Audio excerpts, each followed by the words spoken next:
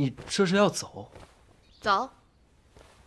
我们好不容易顺利的闯过了这一关，为何你还要走呢？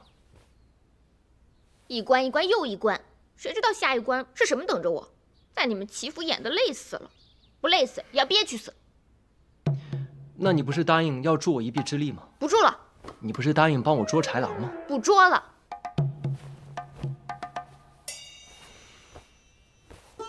好，那你准备什么时候走啊？我想什么时候走就什么时候走，管不着。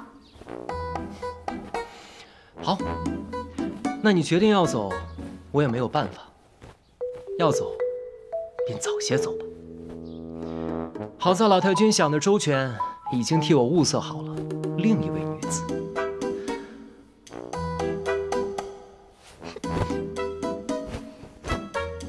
我齐天磊素来讨厌一夫二妻，我曾见暗自许诺，绝不娶第二个老婆。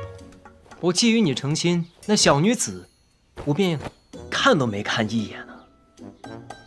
我心向明月，只装得下扬威武馆李小姐一人，奈何李小姐非要走，那便罢了。强扭的瓜不甜。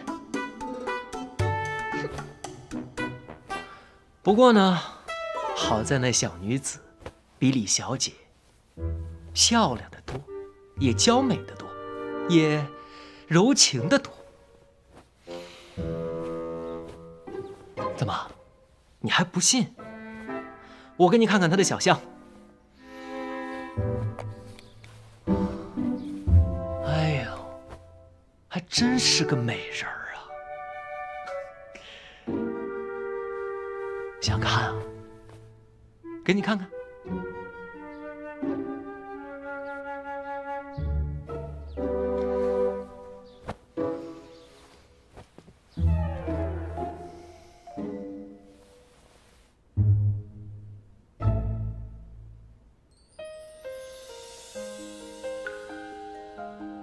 怎么样？是比李玉虎要漂亮得多吧？讨厌。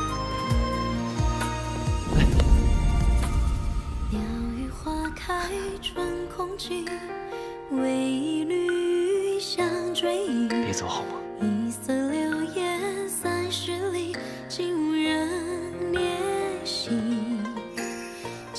我不要什么大家闺秀的小女子，我只要李玉虎。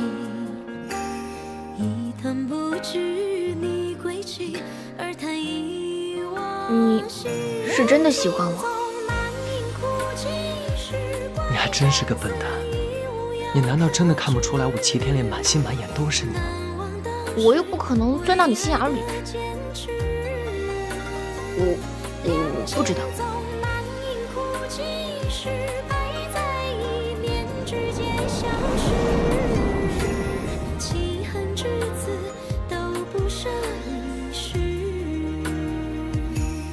以此为证。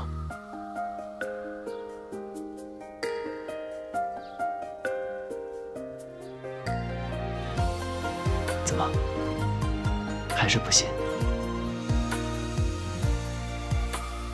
鸟语花开春空气，为一缕香追忆。一色流烟30里，竟无人怜惜。千金出山，还差风雨洗，燕归落汤溪。如此呢？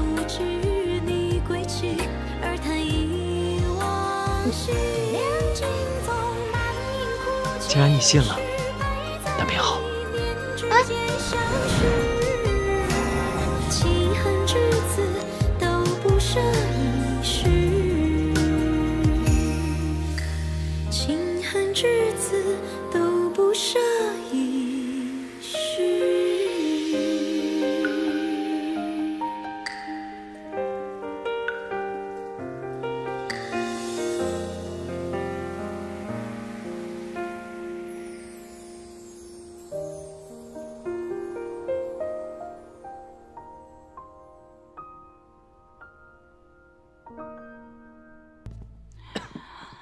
天磊，奶奶来了。别起来，别起来，快坐下，坐下。哎呀，你是不是旧疾又犯了？奶奶放心吧，没事的。一定是前段日子他太累了，累病倒的。奶奶，不碍事的。最近天气闷热，孙儿胸口憋闷。早些年刘师傅在，都会带我去山林别院静养。今年师傅不在，身子也就虚弱些。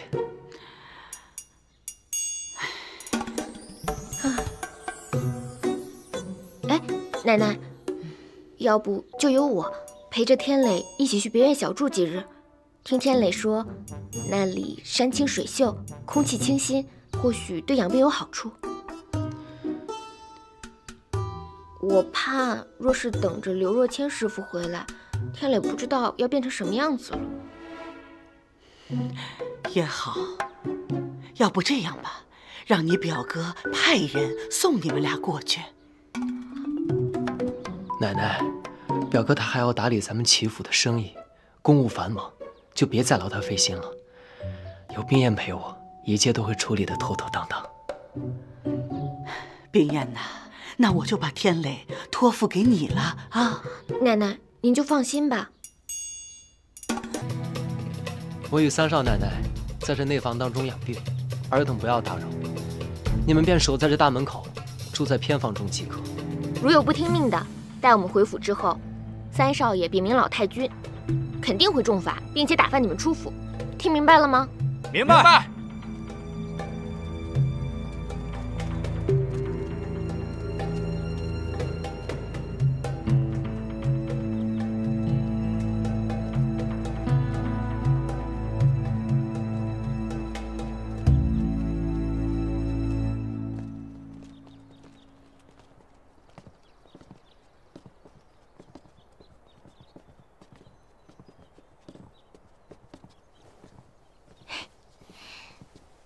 搞定了，什么时候走？择日不如撞日，就在今夜，清风拂林之时。今夜怎么走啊？师傅在此别院，还另有一条西径。小喜，你便安顿在此，按计划行事。明白，三少爷。哟，二位兄弟职业辛苦，上好的女儿红，来2口。来，这个时候不能。哎呀，夜长喝2口解解乏嘛。来，一块喝，来，喝呀！快！来，三少爷怎么今天那么安静？给我再喝一口。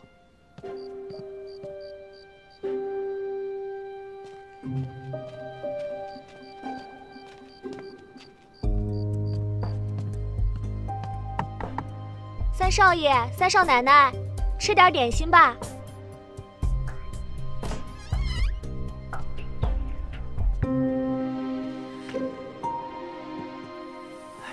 来，给我一口。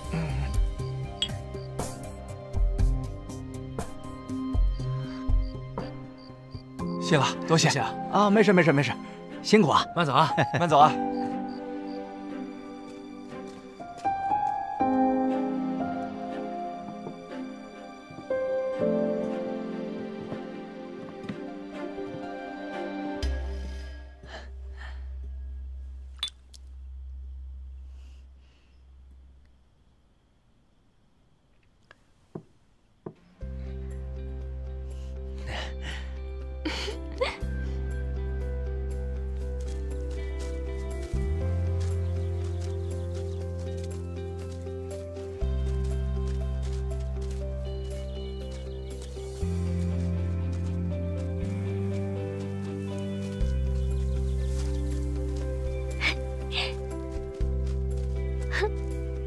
没想到这个别院还有这么一条暗道，真精巧。哎，我都好久没出来玩了。那咱们这次就玩它个够。好，好看吗？好看。杨子，我这招偷天换日如何？还行吧，只是不知道可以瞒多久。是，所以咱们也只能将计就计，速速寻找证人夏言老太，然后赶紧回来才行。哎，我都好久没出来玩了，在你们欺负都要待烦了。这次出来得好好玩一玩。哎，你知道江州有什么好玩的吗？你想玩的，应有尽有。那跟你走吧。走啊，跟我比一比。行。去。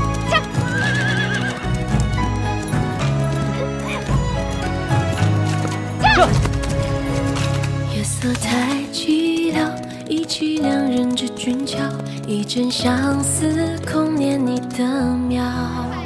清风落嘴角，吹来愁绪红尘飘，一地思念纷飞后燃烧。我要在青叶出逃，借月光皎皎，捕捉你的笑到天涯海角。举上夜色千万飘，和着思念熬出缕缕情丝之间绕。我要在今夜醉倒，半月光皎皎，想念你我喜欢这个。好一地动山摇，喝一口美酒良宵，喝着相思药，梦里和你一起灯破晓。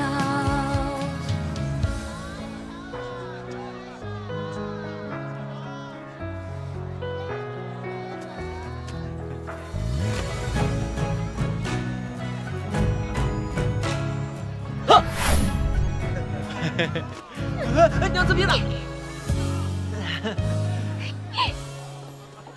让你吓我！娘子，去那边，去那边。客官，请。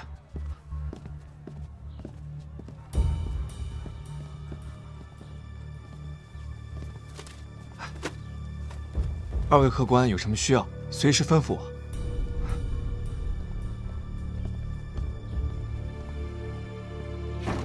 哎呦，王公子，好久没来了呀！多赢点，多赢点。那儿呢？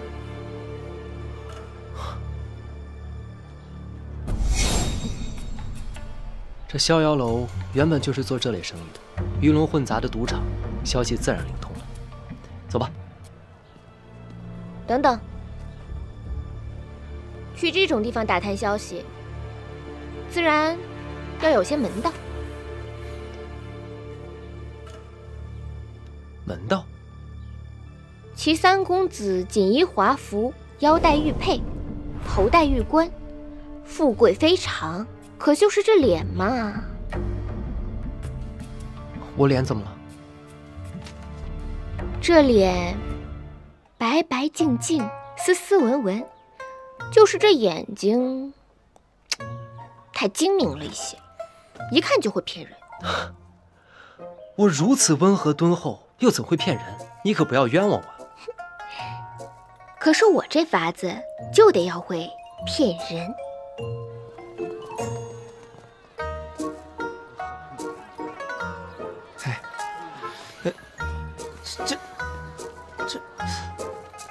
这是我糊涂了？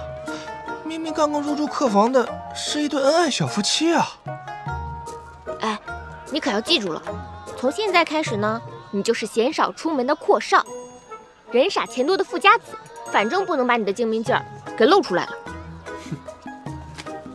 哎，小生初次进城，虽然家财万贯，但也只知知乎者也。今日偷跑出来，想找个乐子。就这样，就这样。哎，那你也要记好了，你现在就是地痞无赖小流氓，可千万要小心谨慎。如遇凶险，我一摸鼻子，你便要小心收敛。记住了，走吧。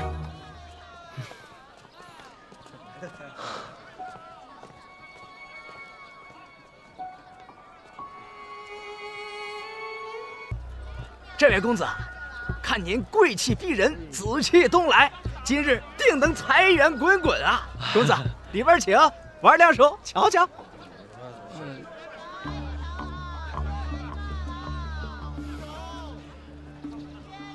瞧瞧，公子请。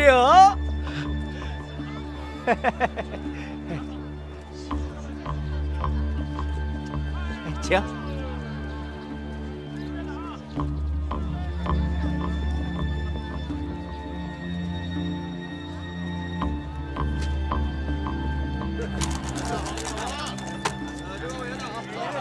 兄弟，买大买小啊？大。哼，122，你输了。大哥厉害，小生佩服。再来一局吧。好。我还压大。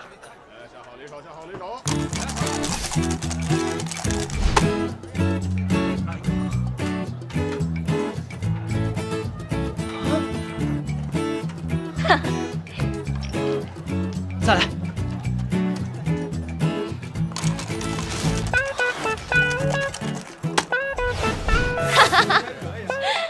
输了，你今天运气不好。怎么还要来？你这次输了，身上这件衣服可就保不住了。来，大。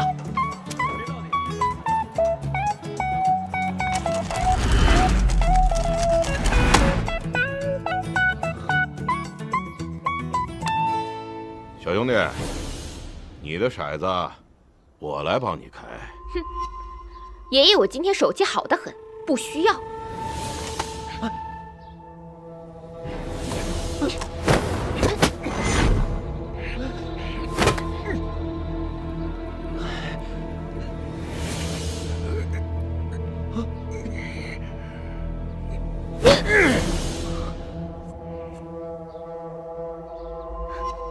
大，是小生赢了，是小生赢了，小生赢了，这是作弊，不算。哎，这可是我们逍遥楼的东家，大度有容、笑口常开的耳报神，怎么不算？哼，原来是大东家，小的有眼不识泰山，失敬失敬。小兄弟，这么好的手气，得再玩两把。我搓个东。那我就再陪您玩两把。请。我也要来，乘胜追击方能破敌。再来一局，我全下。好。你呢？我压大。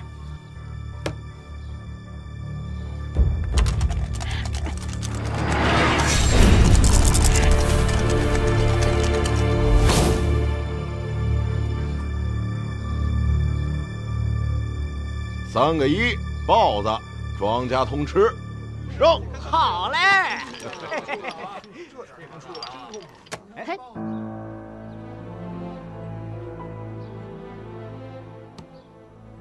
小兄弟，赌局的规矩，愿赌服输，你这是要砸我场子呀？啊！不关我的事啊！我当然不敢砸您的场子了。对，我是觉得这赢了就走的话，多少有点不太道义。嘿，说的对，但你还有钱吗？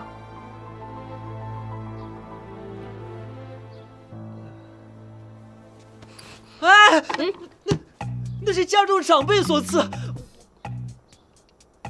这么个破石头，你真的拿我耳报神当叫花子？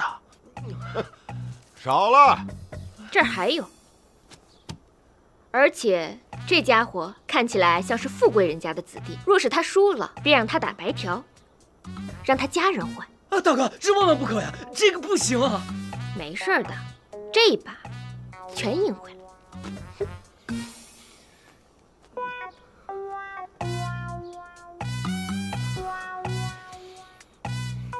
行，好，有胆识。我耳报神开门做生意，来者不拒。既然是豪赌，二位雅家请。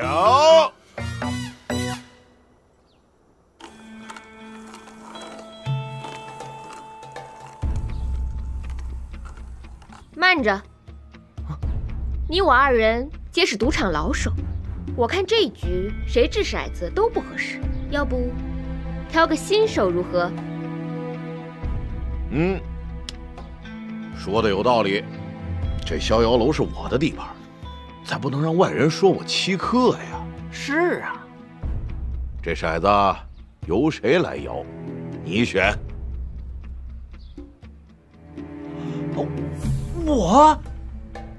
我不行的，小郑只会执笔写字，不会这些东西，我不懂。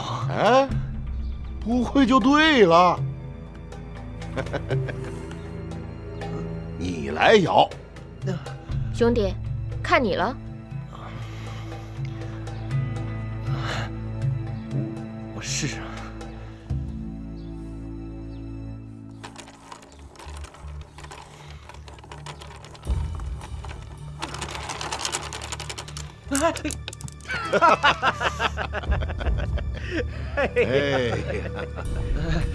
失敬。无法。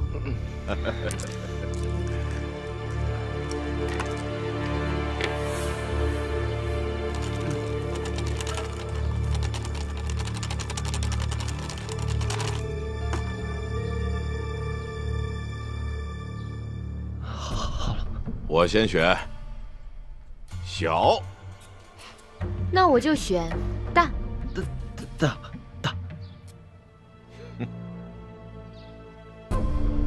慢着，儿报神，我跟这位兄台可是赌上了全部身家，不知道您赌什么？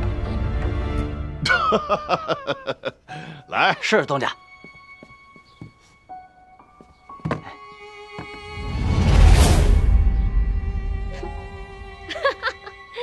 儿报神，我们兄弟二人可是赌上了全部身家，您就这么些银子，怕是有些小气了吧？依我看，若是您输了，就把这半个逍遥楼输给我们俩。大胆！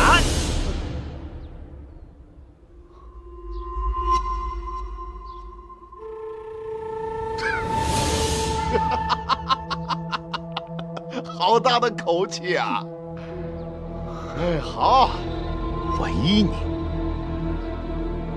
但我也提个条件：这把如果你们俩输了，打明儿起，在这逍遥楼给我当牛做马，你们俩的私产都归我。啊，那岂不是把我祖产都全押上了？我不玩了，我不玩了。完了，哎，好，开。开。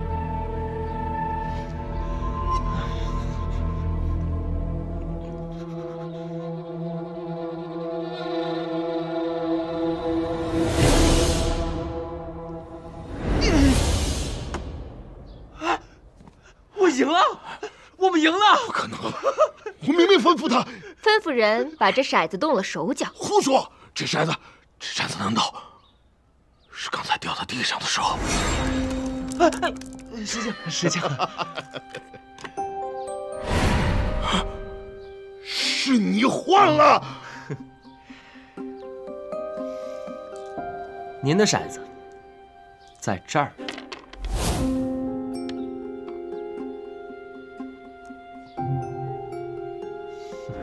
您的骰子摇大摇小，还不是您说了算？我们二人怎么会这么傻，把自己的身家性命全押上？二报神，你这半个逍遥楼以后就归我们管了。你们究竟是什么人？我们也无心为难尔报神您，只是听尔报神耳听八方，任何消息都逃不过你的眼睛，所以特地来此跟您询个消息。问。我们在找一位瞎眼老太，想必以您的神通，已经知道她是谁，在哪儿了吧？早就听丐帮的兄弟说，有2个人在外边瞎打听，就是你们俩。尔报神果然神通广大，我们二人也知道，此事背后牵连颇多，才斗胆拿着半个逍遥楼来跟您换消息。若是您肯帮忙，刚才这赌局便不作数了，这逍遥楼也还是您的逍遥楼。我尔报神敢输，你们2个外地来的小子敢拿吗？您大可以杀了我们2人了事，不过刚才楼下的赌徒也都看见我们上了楼，如若没有安然出去，我安排的人会去报官。我知道以您的手段平复得了官府，不过因为这样一个小事摊上一宗麻烦，这不值当。况且，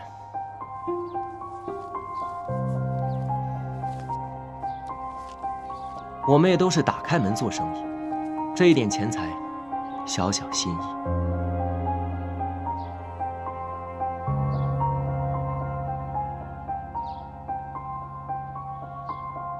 罢了，我尔报神本来就是卖消息的，愿赌服输。你们要找的人在白雀庵。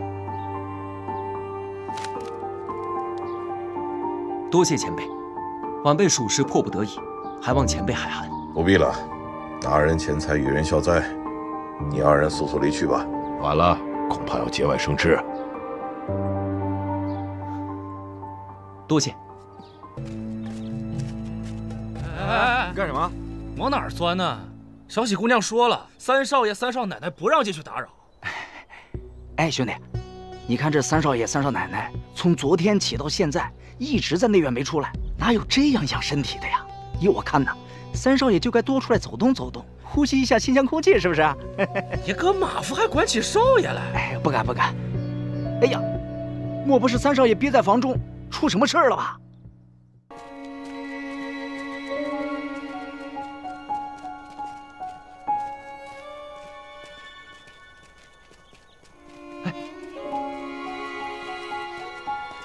大叔，您知道白雀庵往哪走吗？白雀庵，不知道。多谢。哎，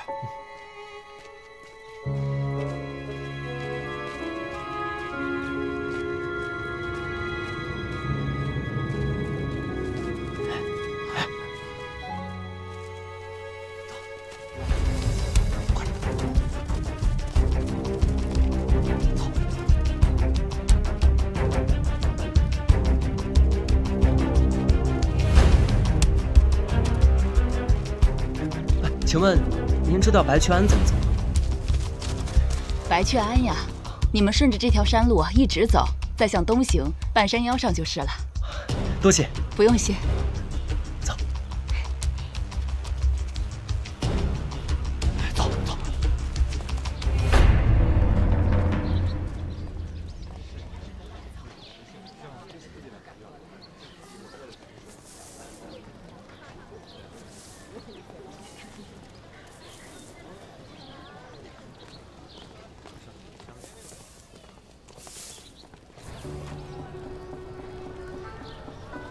打扰二位，不知你们二位是否见过一位年龄50岁左右的瞎了眼的乞丐老太？大娘，麻烦问一下，有没有看见过一位50多岁瞎了眼睛的老太太？没见过。没有看见。50岁左右的瞎了眼的乞丐老太？有没有见过50多岁瞎了眼睛的老太太？没见过。没见过。有没有见过50多岁的瞎眼老太？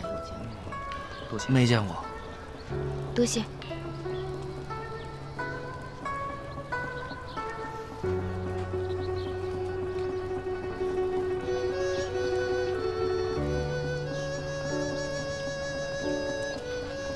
难道是这耳报神给的消息有误吗？应该不会。江湖中人各有各的活路，耳报神在江州这一块就是吃卖消息这口饭的，他不会砸自己的招牌。哎，不玩了，不玩了！我都当了1天小偷了，我要当大侠。木剑给我。小偷，你可要小心了！现在我换了身份，当大侠了。嘿。对呀。换身份，我怎么没想到呢？想到什么了？这瞎眼老太被追杀了那么多年，为保性命，说不定现在已经换了一个身份，不再是乞丐。不再是乞丐？可是这庵里除了乞丐，那只剩……我明白了。哎，小师太，请问一下，你们庵中有没有一位瞎了眼的师傅？你说的是陆玄师太吧？他此刻正在斋堂用斋饭呢。多谢。走。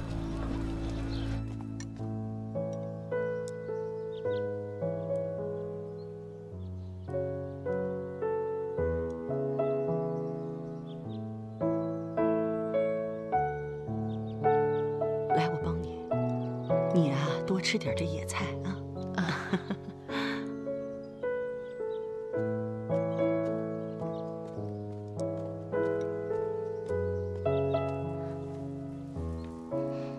如何？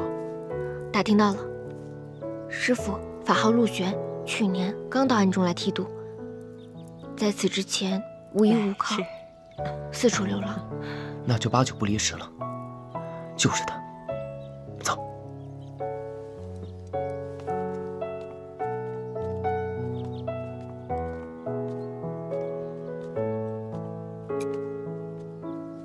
打扰2位师太，我们夫妻2人初来乍到，想讨一口斋饭，不知可否应允？啊，2位施主，快快请坐。多谢，多谢。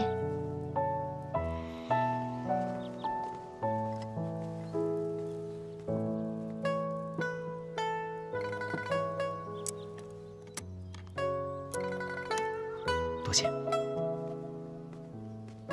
近来庵中救济的贫困灾民越来越多，开支越来越大。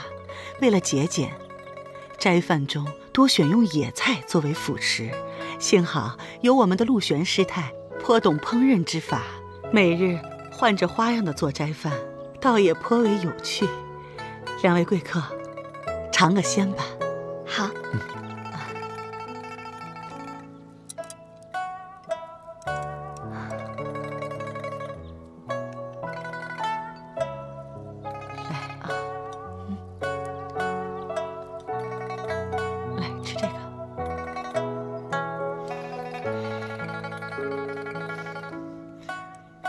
没想到这区区野菜，竟然也能做出如此美味。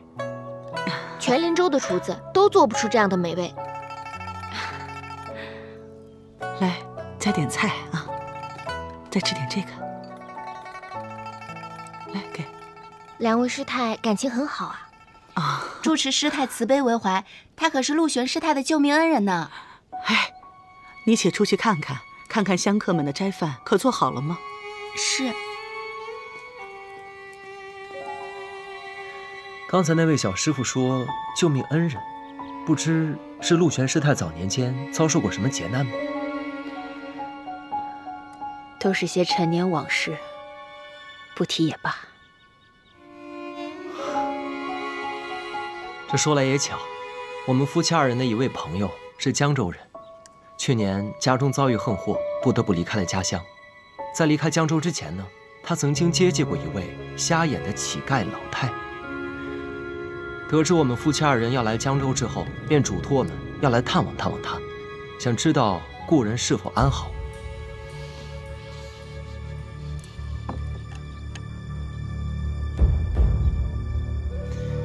我的这位朋友名唤寂静堂。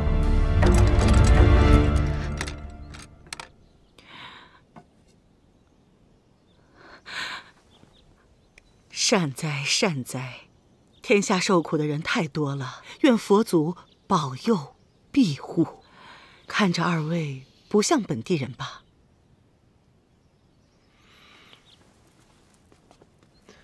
晚辈姓齐，林州人，家中排行第3。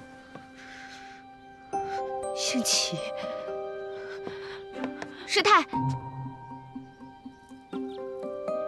我们知道，您就是当年瞎了眼睛的老太太。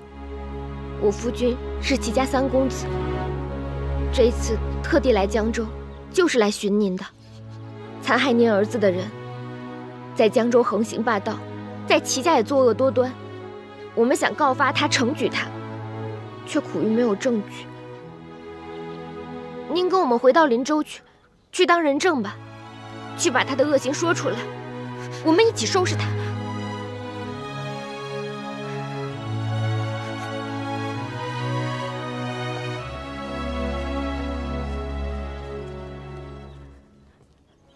2位施主，认错人了。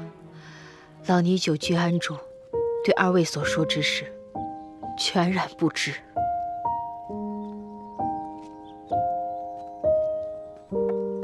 师太，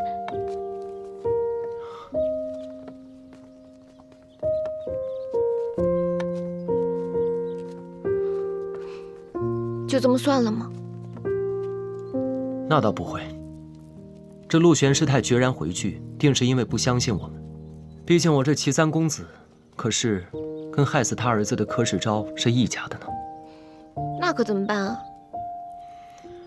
先取得陆玄师太的信任吧，再想办法把他带回林州。嗯，我们就不依不饶，缠到他答应。那叫动之以情，晓之以理。找师太去。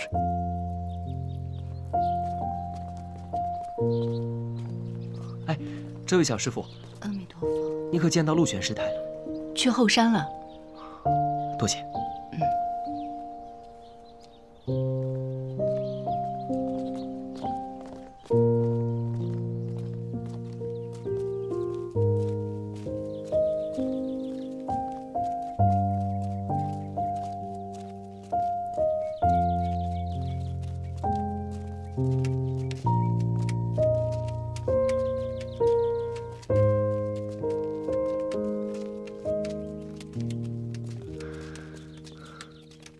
师太，我们是齐家夫妇。二位施主，请回吧。你们认错人了，我不是你们要找的那位。师太，我知道您还是不肯信任我们，我们也深深为您和您儿子的事感到痛心。但寂静堂告诉我们，您儿子走后，柯世昭便搬到了季家药铺。阿弥陀佛，作孽呀！老尼每日会为你所说的那位苦主诵经超度，愿他来世多生个好人家。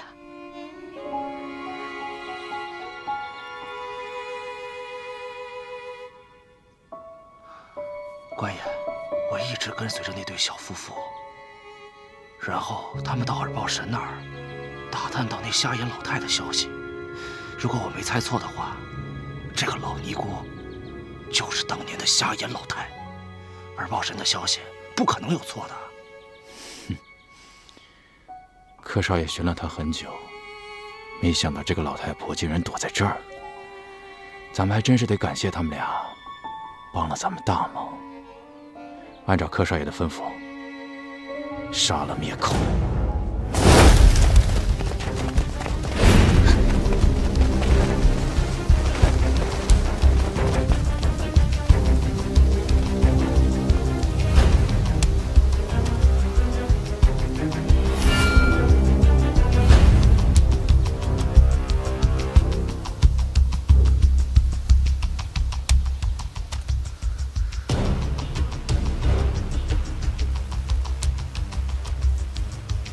你们是什么人？我们是送你去跟你儿子团聚的。姑奶奶先把你送下去。给我上！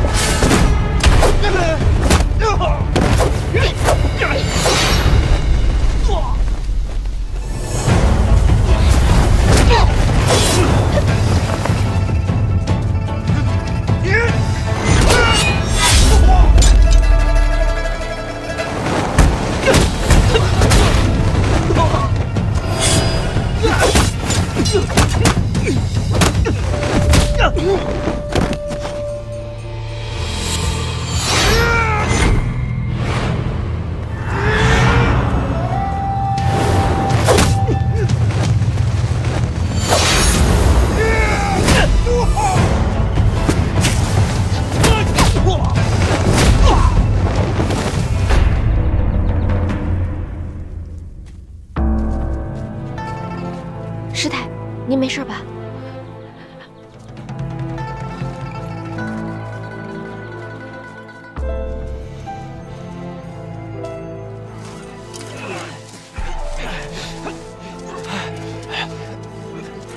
官爷，你没事吧？让兄弟们把下山的路给我围了，继续给我追啊！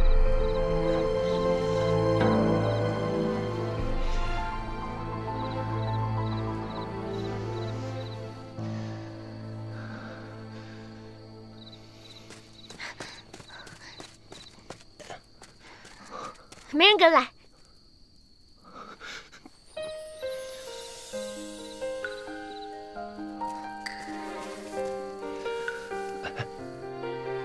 给我看看。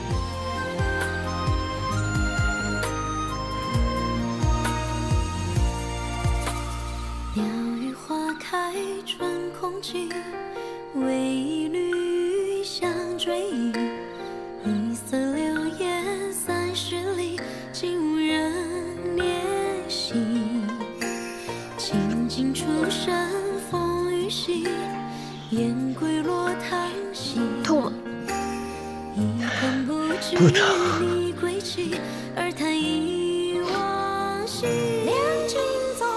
这么大道口子还说不疼？没事，这一点小伤真不疼的。齐天磊，被人欺负说不疼，被人打也说不疼，这么大的口子你说不疼？你在我面前不要装了，都怪我没有保护好你。要不是我家娘子武艺高强，我早就被劈成几十瓣了。别哭了，就知道逗，就知道笑嘻嘻。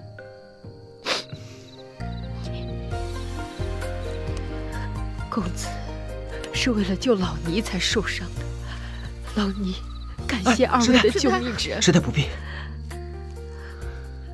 师太，这是我们应该做的。师太，虽然你躲入白泉庵中削发为尼，但也阻止不了那群人的杀心。你的行踪现在已经暴露，他们定不会善罢甘休的。对啊，师太，这样躲下去不是办法。要不，您就跟我们回林州去吧，去揭发柯世昭的恶行，替您儿子报仇。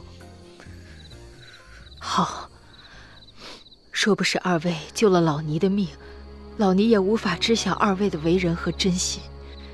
你们是好人，我就不再遮遮掩掩了。柯世昭那个恶贼，为了夺得几家药铺，把我儿匡骗去，下毒害死。现如今，他还想要了我这瞎眼老尼的命。师太，不瞒您说，我的2位亲生哥哥也可能是被柯世昭给害死的。我这么多年来就是为了寻找证据，为我的至亲至爱之人报仇。杀你儿子的恶人，那也是我的仇人。是啊，师太，我们一起为枉死之人报仇雪恨。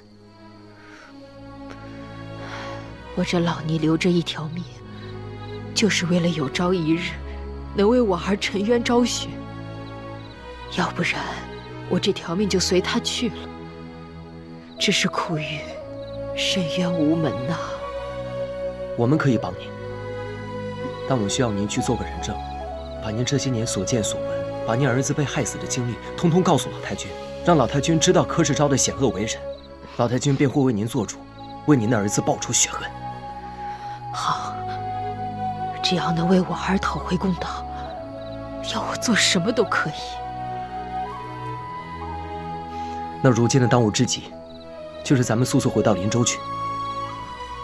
可我刚才查看了一下，下山的路都被他们封死了，你又受了伤，硬闯肯定不行。咱们得想个办法才行。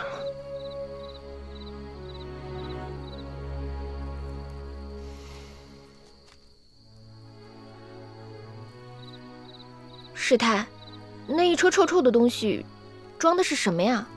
哦，小师傅们将夜香存放到此处，等夜香车满了，夜香郎就会把它送到白雀庵的菜园子里。有法子了，天磊，这夜香郎就由你来当了。师太，一会儿我们要演一出好戏，不知道您的眼睛是否方便？老太婆虽然眼瞎，但是听觉和触觉都还灵光，我这平时行动没什么障碍。那便好，眼下就差一身法袍了。这好办，顺着这草棚往东走半里，有一口古井，我们常在那里洗法袍，小师傅们都把衣服晾在那儿。那我去接一身。哎，我同你一起去。你都受伤了，乖乖待在这儿，我马上回来。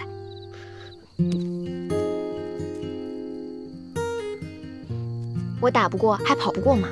嗯。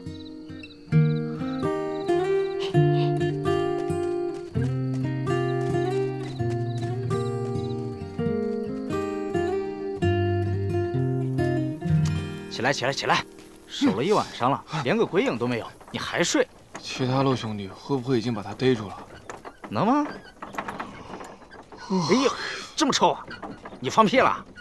放你娘的狗屁！哎，站住！干嘛呢？阿弥陀佛，二位施主，我们是把叶香送到园子里浇菜的。臭死了，呛得我眼睛都疼！快走！等等，你们到叶香？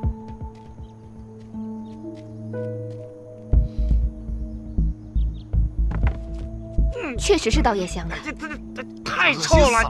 你这小徒弟怎么这么恶心？干上！快走，快走！滚！走！哎呀，你快点儿！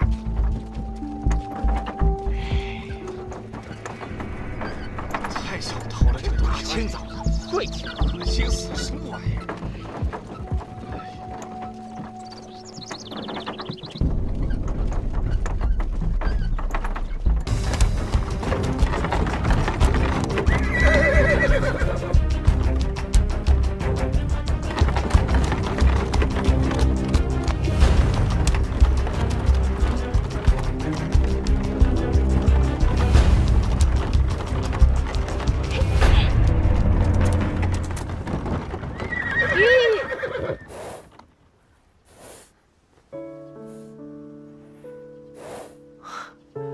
算起来，他们也该差不多抓住我们的替身了。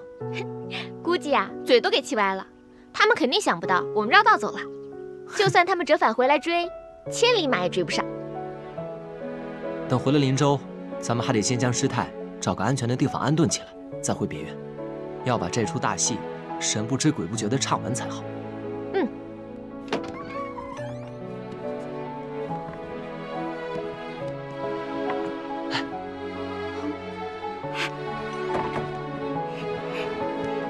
你们回来了，那是当然。此行虽然凶险万分，但也一切安好。什么安好啊？你的手……这点伤算不得什么，休养几日便会好的。最重要的是，咱们把要找的人给带回来了。建堂兄弟，你的仇很快就会得报。不过此事事关重大，切不可让柯世昭提前知晓，否则他定会痛下杀招。这段时间你要小心谨慎，切不可大意。好，还有一件事。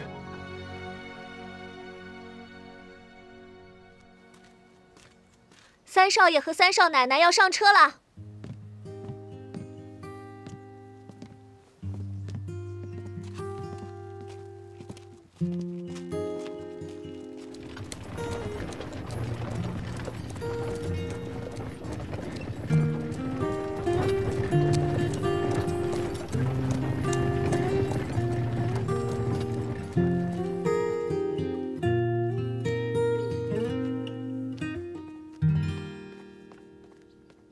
少爷，江州来的信。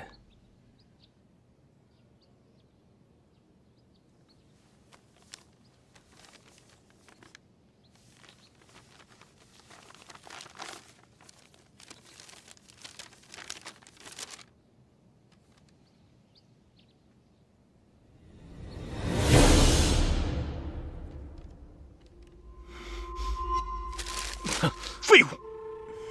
还得本少爷亲自出马。王胡子，少爷您吩咐，去查一查，三少爷和三少奶奶在去江州这一路上做了些什么事，遇到些什么人，有什么异常。他们能够一路顺利到达江州，必定是有人接应。务必查到此人是谁。啊，是。三少爷和三少奶奶以为带着瞎眼老太离开江州，我就奈何不了了吗？那本少爷我就布好天罗地网，等着你们。去。是。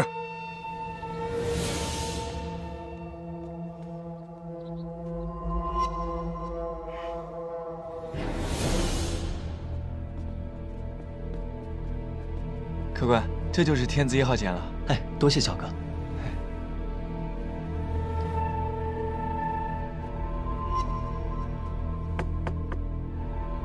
谁啊？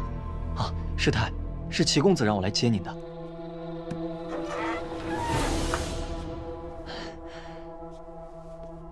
师太，齐公子已经安排好了，马车就在楼下，带我们从这郊区回到林州城。您先暂住我家的药馆，那里很安全。好，我们快走吧。来。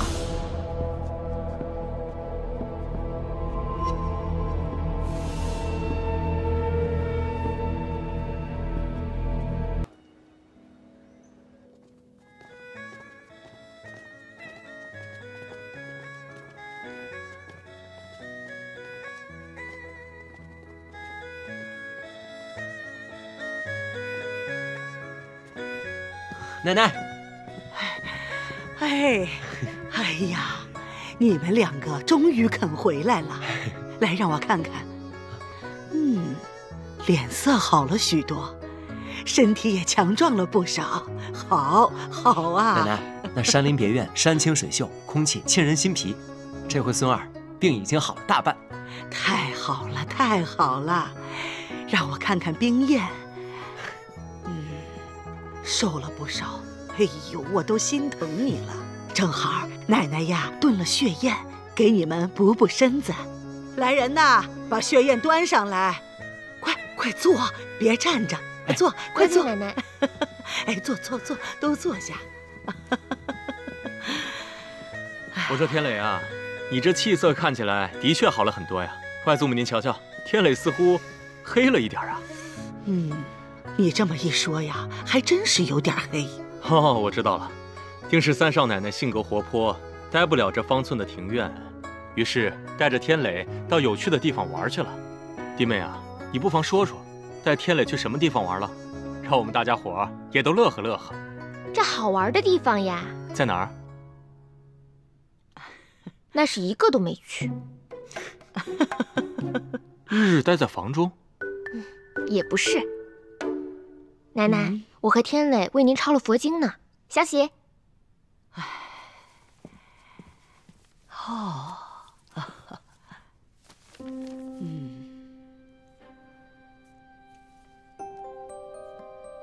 真是两个有孝心的好孩子，感谢佛祖保佑我的孙子病情好转。奶奶，其实这誊抄佛经为您祈福之事，也是受了高人指点。哦，什么高人？这位高人是一个心怀慈悲、德高望重的师太。这位师太是师父早年间游历江湖，机缘巧合碰见的。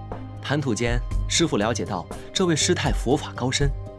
之后，师父为我治病时，便将这位师太所讲解的佛经誊抄给我，让我潜心参悟。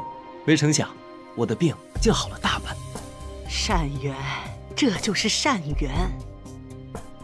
这位师太云游四方，讲经论佛，可遇不可求啊。但师父写信跟我说，这位师太近日要来咱们林州云游。我心一想，奶奶一心向佛，若是能将这位师太请到咱们齐府，为大家讲讲佛经，对咱们齐府而言，简直就是好事一桩。所以便拜托师父，请这位师太来咱们府上。奶奶意下如何？当然好啊！奶奶我这大半辈子行善积德，为的就是求佛祖保佑我们齐家，保佑你们。要是能和这位师太结缘，那就是我们的福报啊！奶奶说的是。天磊啊，你不妨告诉表哥，这位师太现在身在何处？表哥马上派人去把她请过来。表哥，这位师太乃是得道高人，神龙见首不见尾，我也弄不清楚她的行踪啊。师父反正下了拜帖，人家要来，自己便会来，就不劳表哥费心了。好，甚好。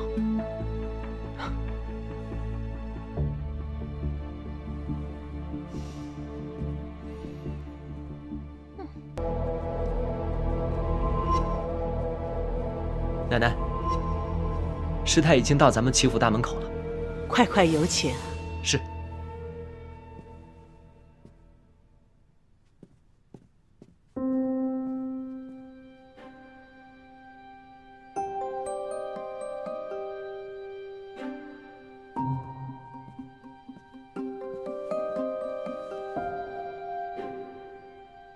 可是照看起来，成竹在胸，有恃无恐。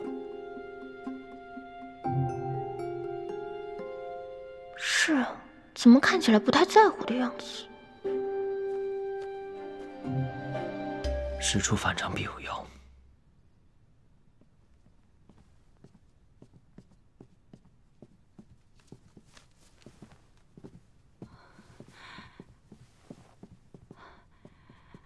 阿弥陀佛，敢问尼师法号？贫尼法号陆玄，路经贵宝地，得知齐老夫人慈悲为怀，一心向善，又受刘施主结缘牵线，特来拜会。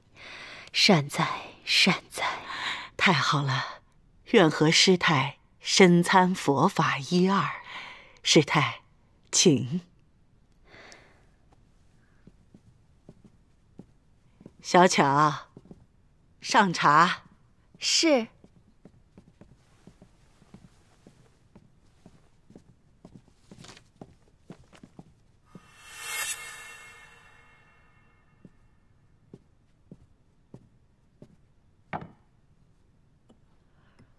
这是老太君珍藏多年的上等好茶，今日啊，特意拿出来招待贵客的。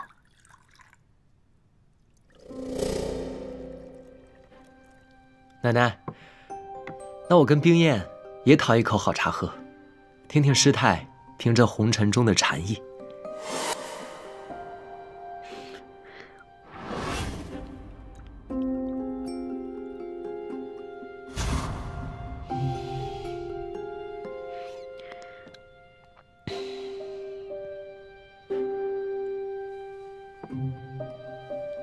小施主言语红尘，我们这些出家人呐，何尝不是了断凡尘才遁入空门的？老尼在出家之前，也曾有过一段血海深仇。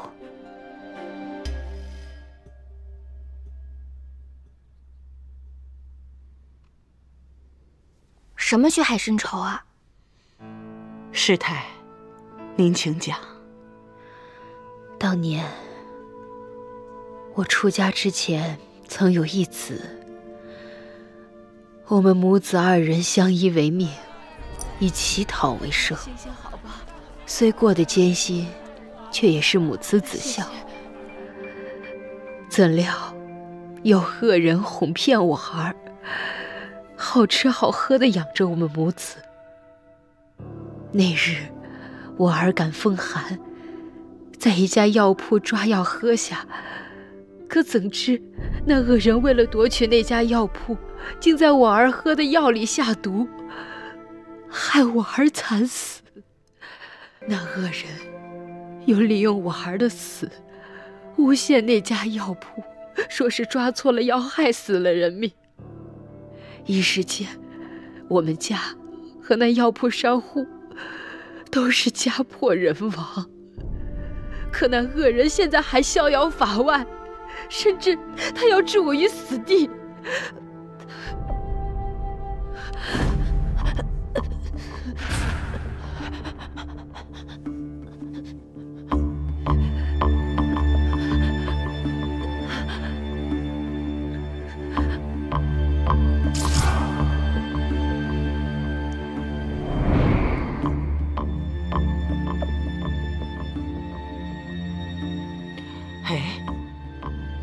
怎么师太这往事听起来好耳熟啊？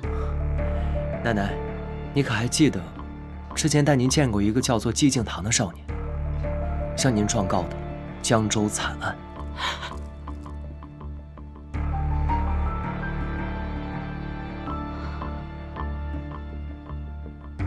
陆玄师傅，你刚才说害死你全家的那个恶人姓甚名谁，何方人士？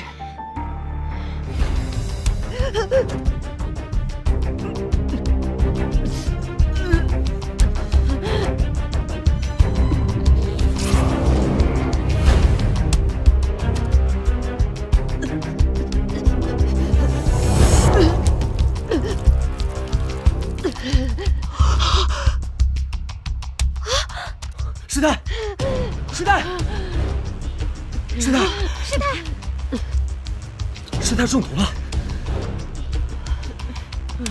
是你沏的茶，你想害师太。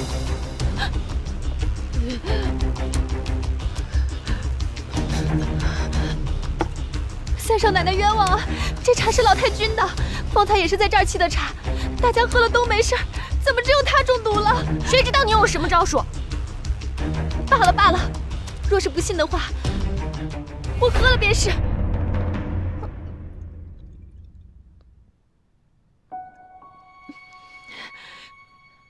瞧瞧，我也没中毒啊！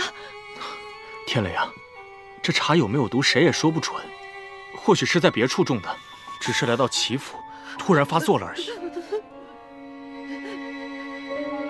不对呀，外祖母，或许是我们生意上的死对头做的，想嫁祸给我们齐家，然后趁机抢夺我们的生意啊！有这种可能，生意场上尔虞我诈。哎呀，不提这个了，师太要紧，快请郎中！赶紧送师太回界上心院，快！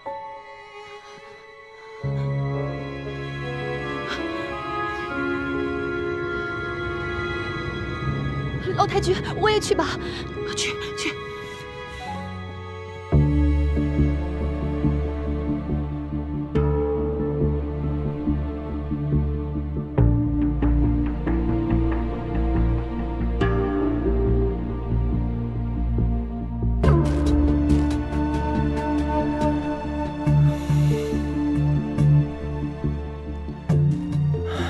如何？幸好有师傅留给我的保命丹药，已经暂时压制住了师太体内的毒性，保住了性命。不过，师太的嗓子怕是已经被毒哑了。就差1天，这下可怎么办？师太说不出话，也不会写字，那满肚子的冤屈，不就无法申诉了吗？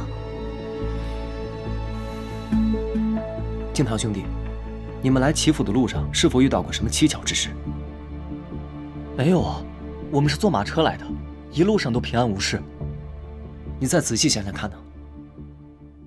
哦，对了，倒是有一件无关紧要的事。当时师太正要上马车，突然有一个小乞丐跑了出来，一直抓着师太的手不放。师太，可怜我吧，给我2个铜板吧。我看他可怜，就给了他2块铜板。后来师太上了马车之后，一时觉得手臂奇痒，一直抓挠，手都抓红了。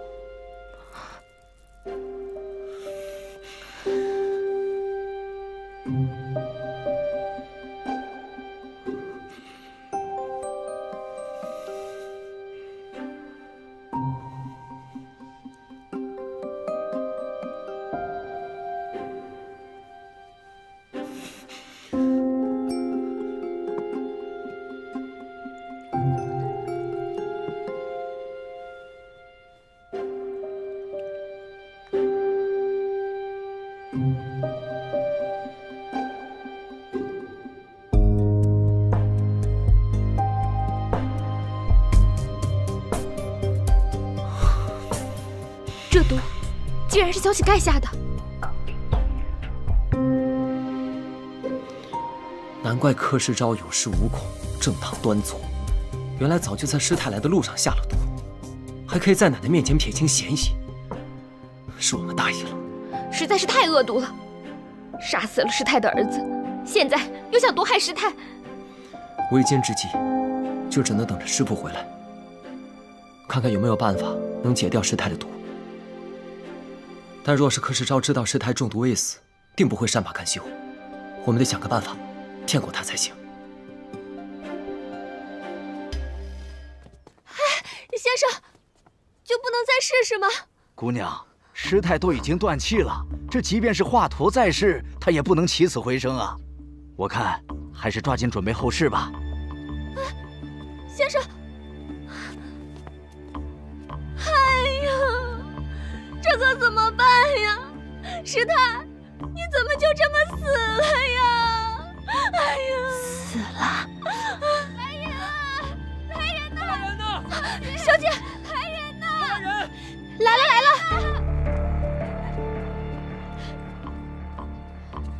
怎么了？发生什么了？师太，七窍流血，死了。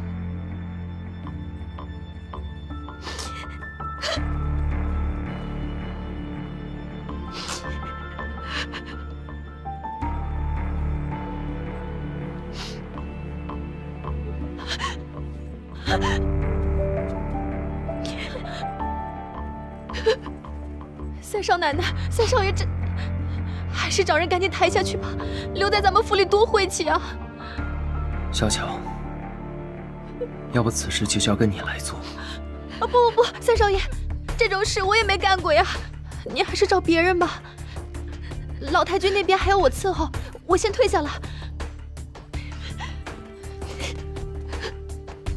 太可怕了，太吓人了。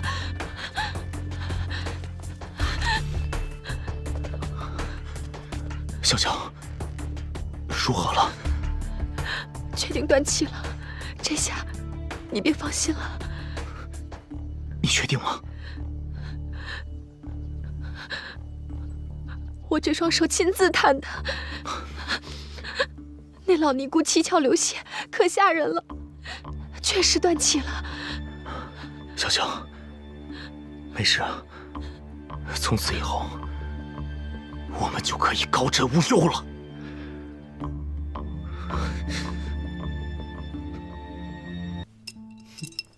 这投壶啊，讲究一个耳聪目明、胆大心细。奶奶，看来你这簪金丝桃花团扇是保不住喽。那未必。行了，你这都还没有赢呢，就开始说大话了，赶紧投吧。让你们输得心服口服。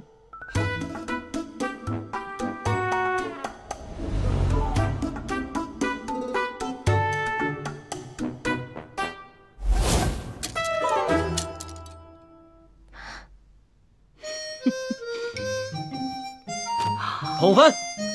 三少爷7筹，老太君5筹，香剩1寸。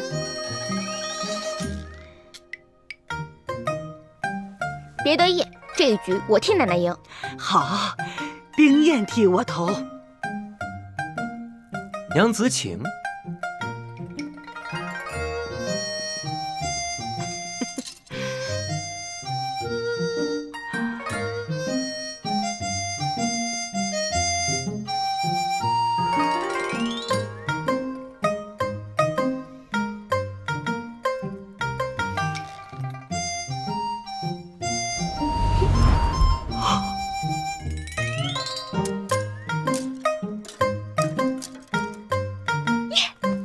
双筹，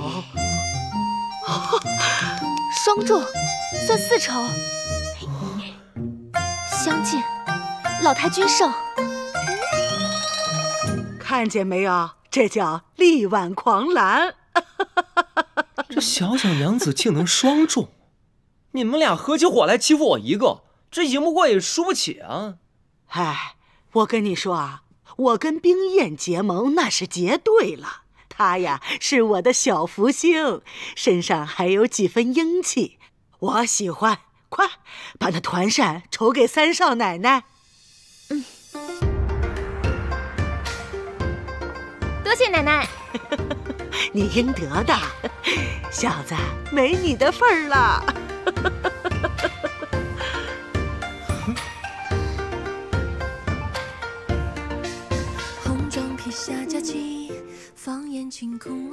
好像是挺漂亮的。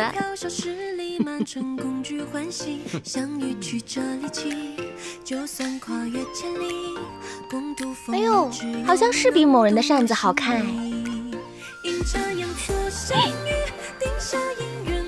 诶，不高兴了？输不起，输不起。怎么还不高兴了呢？输了就输了嘛。外祖母，苏州余下嫡孙女儿秀波小姐到了。我呀见她拿了好些礼物，于是便先安排她去住处把行李放下，一会儿再过来跟您老问安。好，小巧啊，你去把世昭送给我的庐山云雾茶拿来，这个丫头最喜欢喝茶了。老太君，您平时自己都舍不得喝呢。小巧进府晚，常听老太君提起这位小姐，看来老太君是打心里疼她呢。快去吧。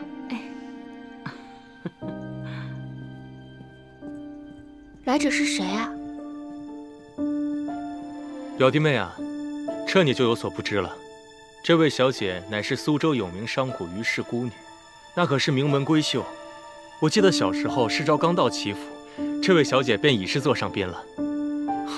说起来，秀波妹妹与天磊自幼相识，应该也算是青梅竹马吧？可不是嘛。他祖母与我是闺阁密友，未出阁前，我们俩是很好的朋友。我们两家是世交，我家请了教书先生，他便入住到我府上。我们同吃同住，同跟着先生学书画。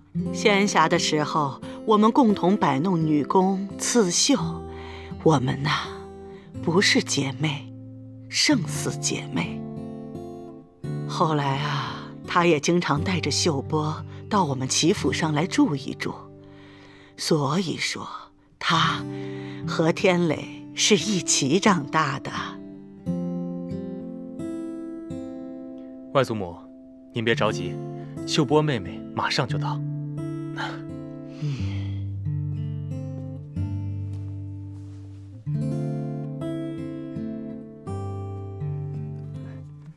老太君，秀波小姐前来请安。好，叫她进来。请。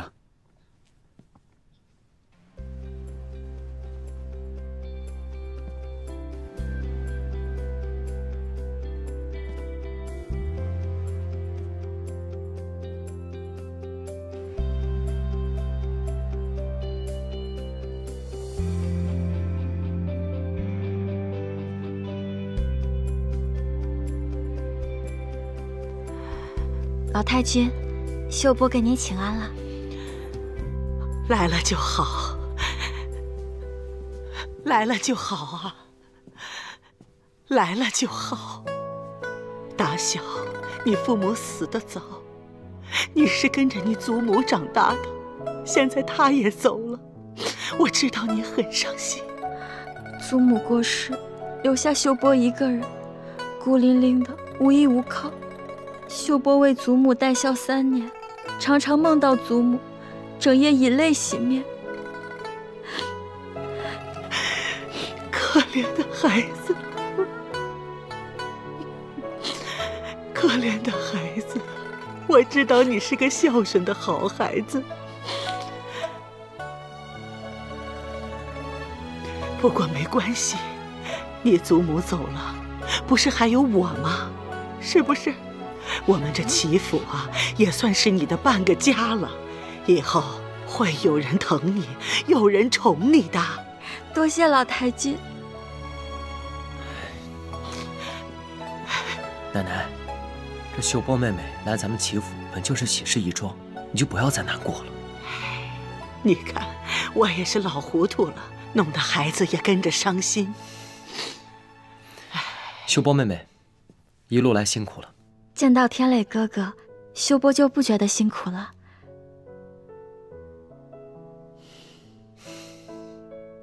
秀波常常挂念着天磊哥哥，想着3年孝期满了，就赶紧来看望哥哥和老太君呢。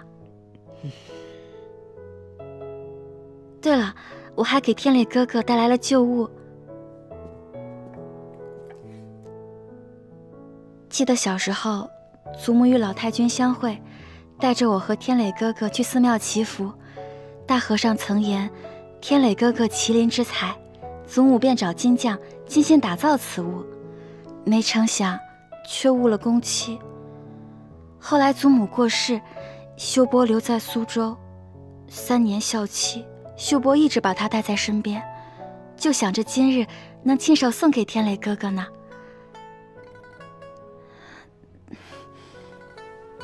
祖母疼爱秀波，给我也做了一只。小姐，那2个分明就是一对儿。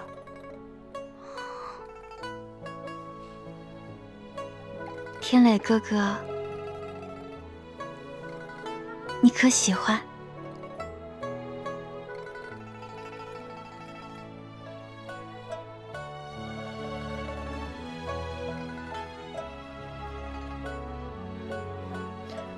我说天磊啊，你瞧瞧，人家秀波妹妹可是一片赤诚之心呢，你就快收了吧。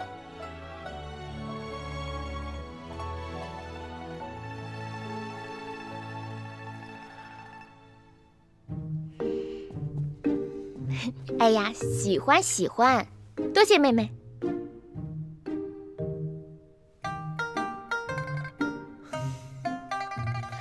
多谢妹妹美意。介绍一下，这位是你的嫂嫂。这个物件呢，本也就是护身符，到时候我与你的嫂嫂生一个大胖娃娃出来，就全当做妹妹的贺礼。我去替小侄子先收下了。能送给天磊哥哥和嫂嫂作为未来侄儿的贺礼，秀波心里更加欢喜呢。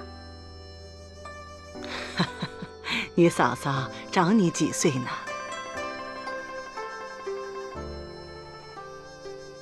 嫂嫂好，只听闻天磊哥哥娶了娘子，今日见了，当真是国色美人。看着嫂嫂这样娇俏，秀波心里喜欢得很呢。多谢妹妹夸赞，妹妹也漂亮。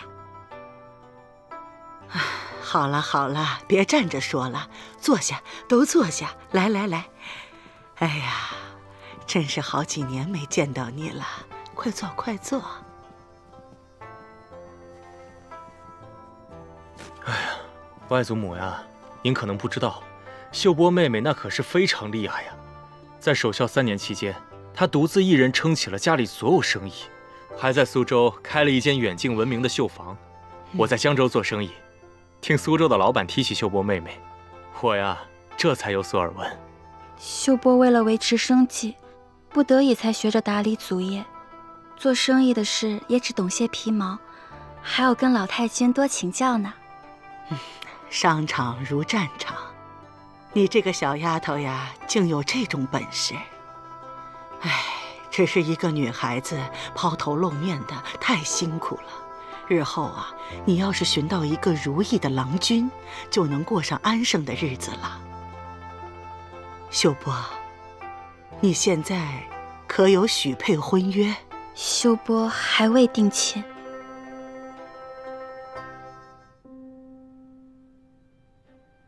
秀波只愿找个情投意合的好郎君，疼爱秀波，护着秀波。只可惜自己命苦，一直没有寻到良配。不急不急，我们的秀波呀，如此的蕙质兰心，日后我一定帮你寻个好人家。多谢老太君。对了，我还给咱们齐府上下备了礼物，老太君那一份也是我千挑万选，好不容易才寻来的，还望老太君不要嫌弃秀波的一番心意。哦，老太君，咱们去那间吧。秀波这份礼物需要有茶桌方可摆放。好，那咱们就去那间吧。湘云，备糕点。这套官窑瓷器出自官窑大师的手笔，是他的封山之作，需要特定的时节火候才能烧制。这世间一共就3套，秀波好不容易才买到的。祖母在世时曾教授秀波点茶的功夫，他常言，要说这点茶茶道，还是老太君炉火纯青。如今我将这套茶具送给老太君，并为您点茶奉茶。秀波献丑了，老太君不要笑话秀波，还望您指点一二呢。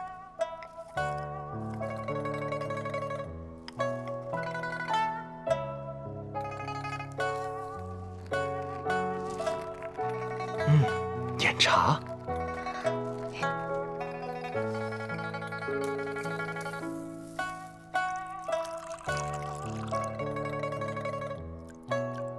温盏，跳高，手法行云流水。外祖母，您看看，秀波妹妹还真是有些您的风范。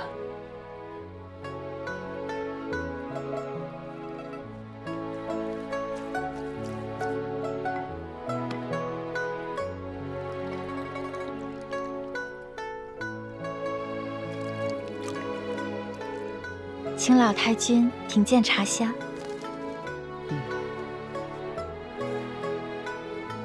柯表哥。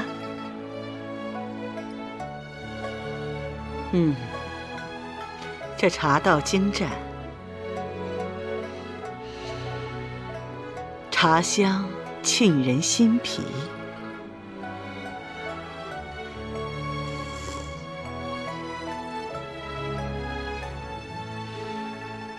这沏茶的水，可是露水？正是，老太君睿智。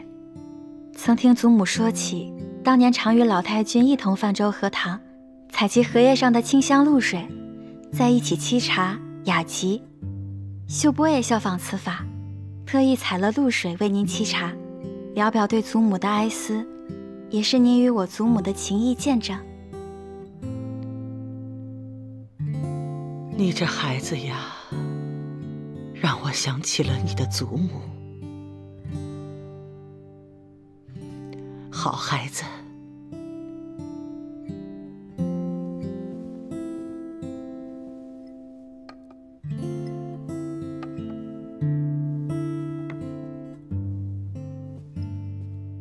天磊哥哥，嫂嫂，请用茶。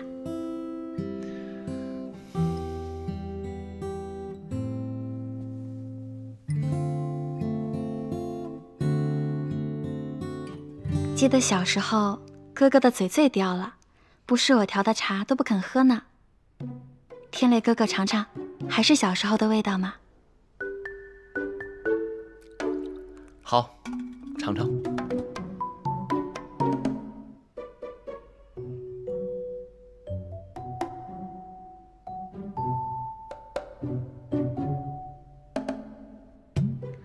妹妹这茶调的真是好喝。多谢嫂嫂夸奖，若是喜欢，日后我每天都给嫂嫂奉茶。秀波啊，你呀，就在我这住下，你想住多久就住多久。多谢老太君，秀波就算是回家了。秀波想恳请老太君许我住在小时候的园子里，我对那里的花花草草都有感情了呢。这有什么难的？那间屋子呀，还给你留着呢。只是现在天磊成亲了，他和你嫂嫂就住在那园子里。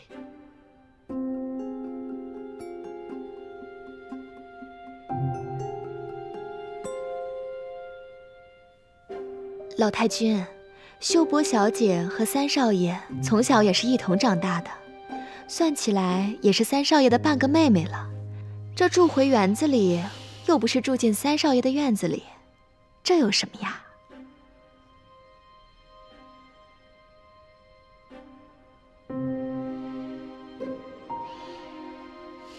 秀波一见到嫂嫂就觉得投缘，想和嫂嫂多亲近些。若是嫂嫂不高兴，那秀波就不入园子了，随便找间客房就是了。啊，没关系，秀波妹妹高兴的话，住便是了。多谢嫂嫂。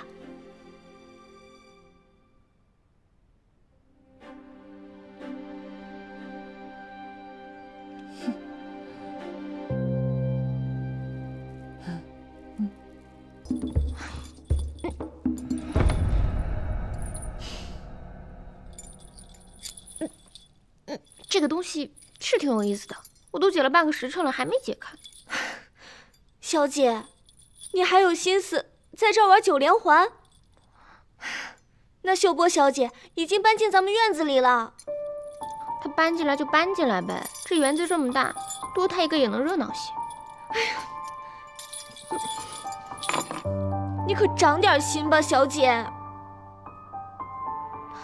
天塌了地陷了，哎呀，没事的。玩也不给玩，吃也不给吃，有什么话说吧。老太君是按照府上小姐的规制给那个秀波小姐安排的，又是丫鬟又是小厮的，配了一院子，比咱们这儿人还多呢。我以为什么事儿呢？他喜欢人多就安排他的，我只要你一个就够了。可是我看到秀波小姐对咱们三少爷是有倾慕之情的呀。不行，你不可以掉以轻心。况且他们二人又是自幼相识的，这就是青梅竹马呀。哎呀，他们都说了，那只是儿时的朋友，谁小时候还没几个要好的朋友啊？可是我也经常跟我那些师兄弟一起玩啊。小姐，那秀波小姐如今出落的是亭亭玉立，哪里还是儿时玩伴呢？况且她那日要送给三少爷的金麒麟，分明就是一对儿嘛。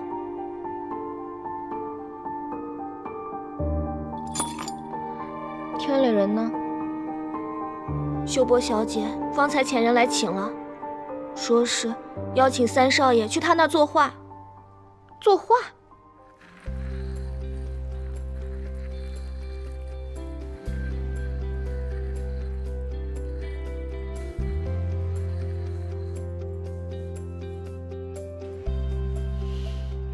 记得小时候，秀波的字都是天磊哥哥手把手教的，算起来，天磊哥哥还是我的恩师呢。是吗？我怎么不记得了？可是天磊哥哥的事，一桩桩一件件，秀波可都记在心里呢。记得小时候，我就钦佩天磊哥哥的书法，行云流水，气势恢宏。时隔3年，哥哥的书法造诣定然又精进了，请天磊哥哥送秀波几个字。也好。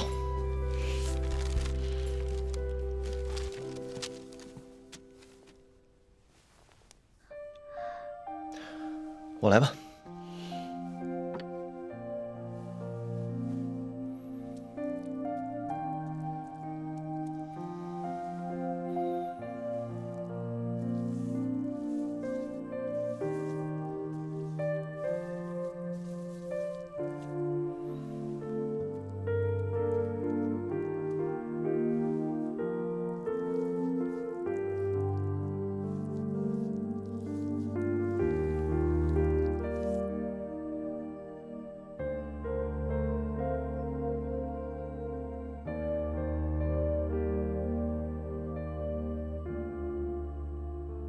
天磊哥哥的字真漂亮，男儿胸中有浩然正气，才能凝于笔头，浑然天成。妹妹谬赞了，秀波妹妹练的是什么字体？流体。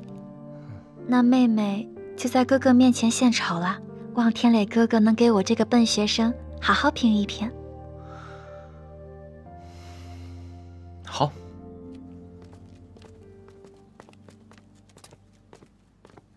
原来这就是秀波妹妹儿时住的地方。走吧，小喜，去看看他们画的什么画。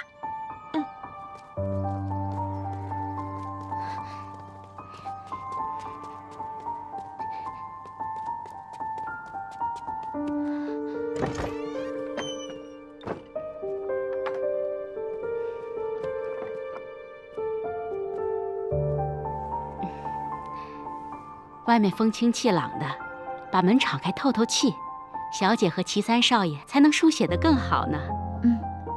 你下去吧，莫让旁人打扰我和天磊哥哥写字。是。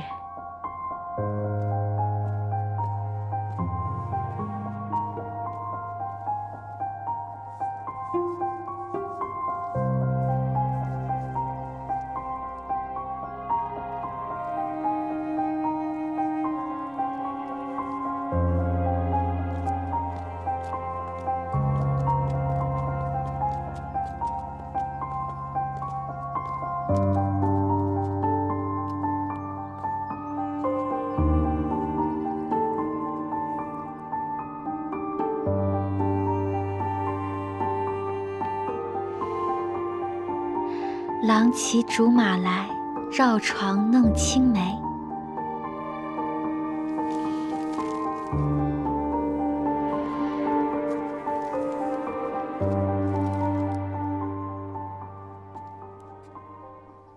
天磊哥哥，这作诗的人一定是个痴情种。你瞧这诗句，字字含情，说的不就是我和天磊哥哥？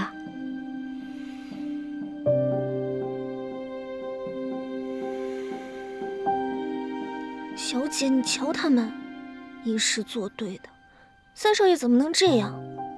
还说最喜欢你舞刀弄棍，不在乎你的学识文采，现在又在这儿跟秀波小姐写写画画的。慌什么？我可是他齐天磊把抬大轿抬进来的。娘子，修波见过嫂嫂。妹妹好。这是在写什么呀？天磊，这个郎骑竹马来，绕床弄青梅，什么意思啊？此诗是写小男孩以竹竿作为玩具马逗趣小女孩的。嫂嫂别多心，秀波只是想到自小同天磊哥哥一起长大，有感而发。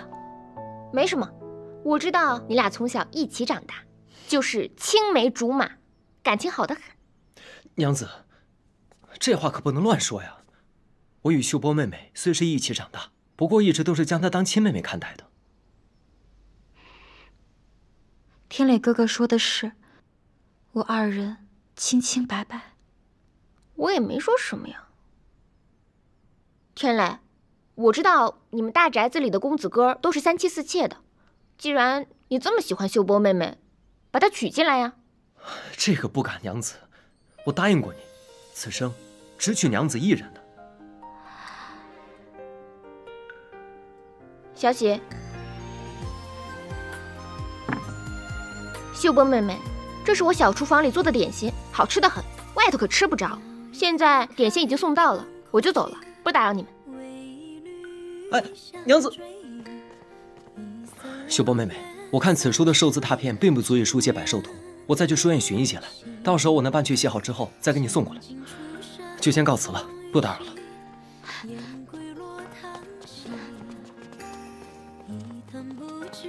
天磊哥哥，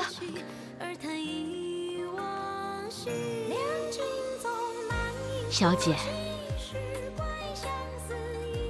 原以为这杜冰燕在院子里看到我和天磊哥哥成双成对，会嫉妒伤心，没成想他竟然直接进来了，还逼着天磊哥哥说出再也不娶的话。这个三少奶奶呀，着实厉害。不急，天磊哥哥尚未动心，此事不可操之过急。若如今就闹僵了，倒是麻烦。水滴石穿，来日方长。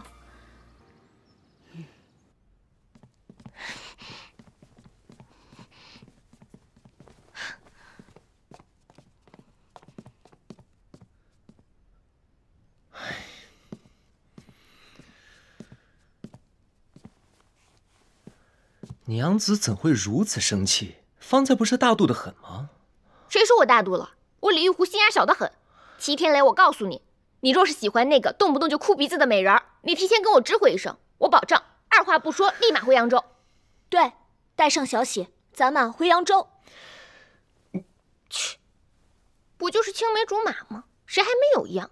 跟我在同一武馆长大的师兄弟们，那也都是我的青梅竹马喽。他们与我脾气、喜好都一样，而且只爱练武，不爱读你那些破书。这么说起来，可能还更合适呢。小喜，赶明儿咱们就回扬州去，找一个青梅竹马的师兄给嫁了。小姐说的对，小喜啊，支持你，咱们便也找个两小无猜的，开开心心的嫁了。我这儿都还好好的呢，怎么就能琢磨改嫁呢？不行！你呀，就找你青梅竹马的秀波妹妹去，管我改嫁干嘛？那别的先不说，你哪来的什么青梅竹马的师兄弟啊？我怎么不知道呢？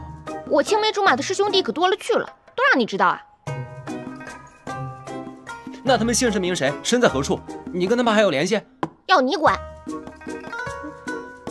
就是，你齐三公子只有一个秀波小姐，我们家小姐那可是有一整个武馆的师兄师弟呢，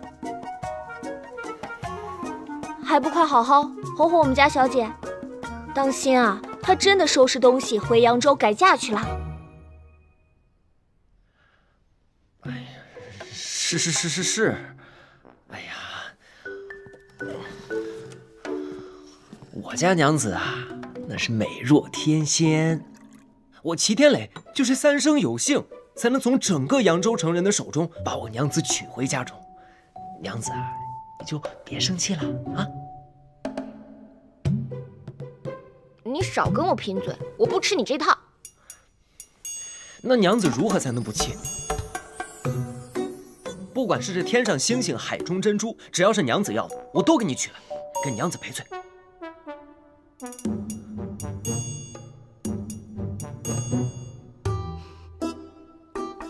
那我刚刚路过园子的时候，看见一棵青梅树，上面有几颗青梅，我想喝青梅酒。行，我这就去把所有的梅子都摘下来，只给娘子一个人用。娘子，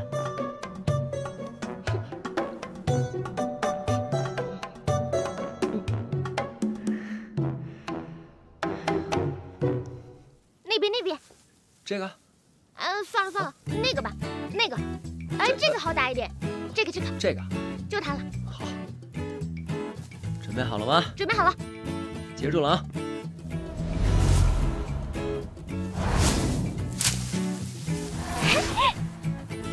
再来，这个。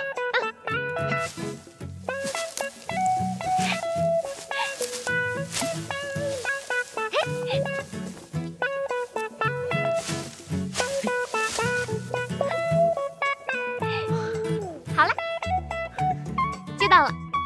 好，来，小喜，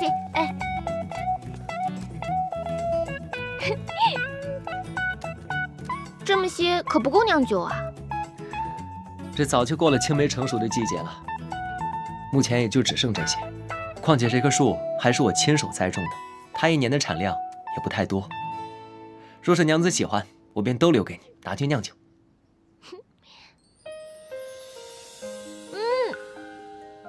这也太酸了吧！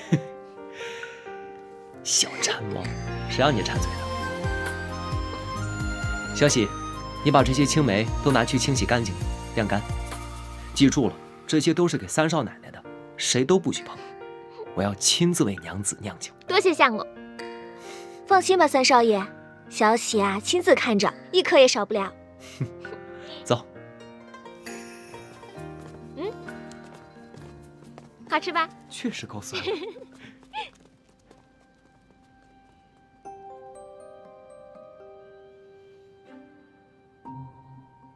那棵树是天磊哥哥小时候亲手栽的，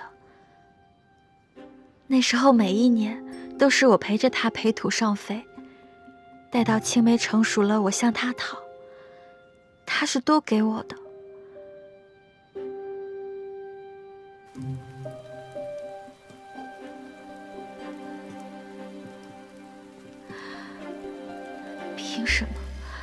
凭什么这杜冰雁霸占了我的天磊哥哥？他明明是我的，是我的。哎，我跟你讲，后院那口井的井水可太凉了，我不过就是替燕生小姐洗了件衣服，你看我的手现在全都冻红了。快回去擦点药，那井水一年四季都冷得很。快走，走吧，听你的。倘若我病了，天磊哥哥定会疼惜我。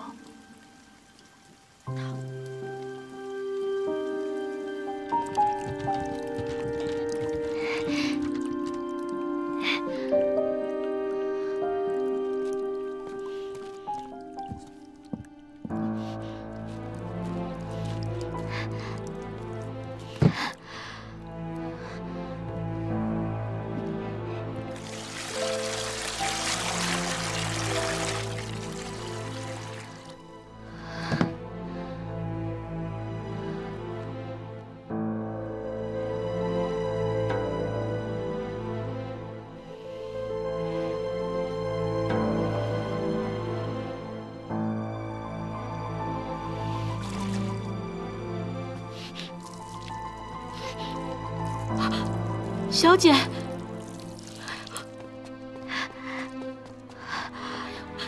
小姐，你不能这么做呀！你打小身子就弱，如何受得住这冰凉的井水啊？奶娘，你来的正好，快来帮我！我就是要生病，这样天磊哥哥才能联系我，来看我。你这是何苦呢，小姐？奶娘，快点儿！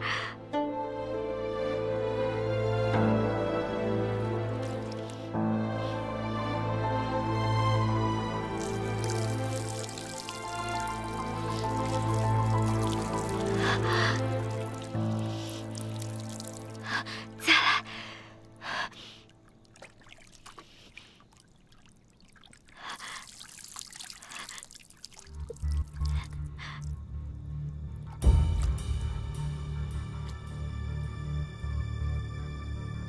像是秀波小姐，可是这大晚上的，哎呀，许是我看花眼了吧？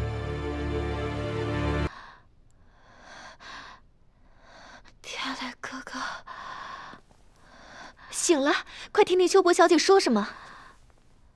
天磊哥哥，天磊哥哥，三少爷。我们小姐这是唤您呢，这都迷迷糊糊唤了一晚上了。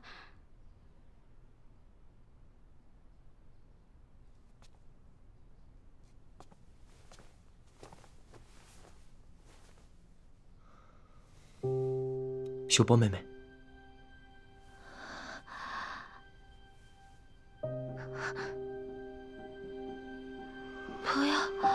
不要抛下秀波。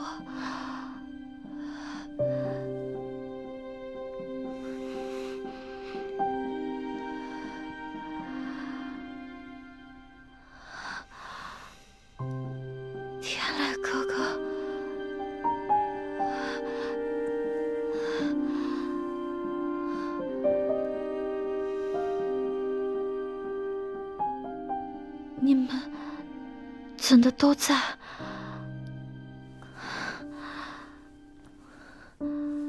秀波方才做梦，梦回到小时候，天磊哥哥带着秀波玩耍的日子。小姐，你一直高烧不退，可把我们吓坏了。如今可好，总算是醒过来了。秀波让哥哥嫂嫂担心了，这又不是你的问题，肯定是照顾你的下人没有照顾好，所以你才生病了。不是的，嫂嫂，他们都照顾得很是尽心，是我自小身子就弱，怕是突然来了林州，一时水土不服，多休息2日就好了。我记得小姐小时候初到林州，也得过一次这样的病。我不碍事的，劳烦天磊哥哥和嫂嫂担心了。还说没事呢，从昨天晚上到现在，你可是一口东西都没吃。奶娘，不可多嘴。来了，厨房做了素馄饨。吧，小姐，我喂你吃一口。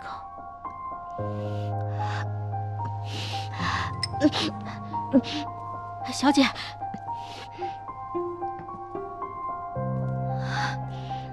三少爷，这还没吃呢就犯恶心，这可怎么办呀？我没事的，就是没有胃口罢了。秀波妹妹想吃什么，我吩咐厨房给你做。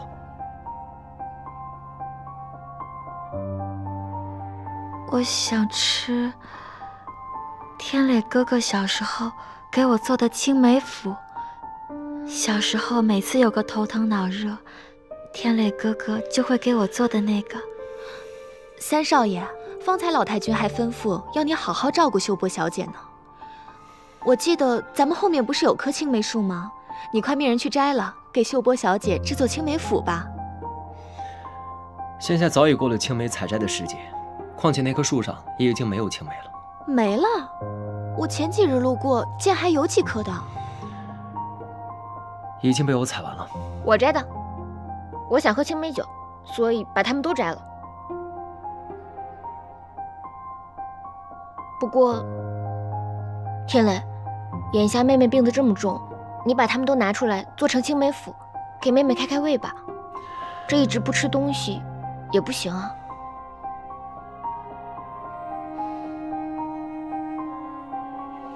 对不住嫂嫂，害你喝不成青梅酒了。没什么的。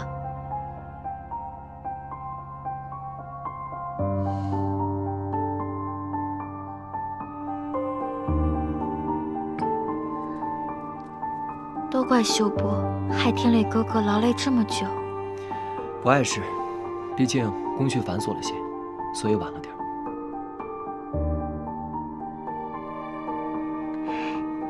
是天磊哥哥的手艺，光是闻着味道，秀波都要流口水了呢。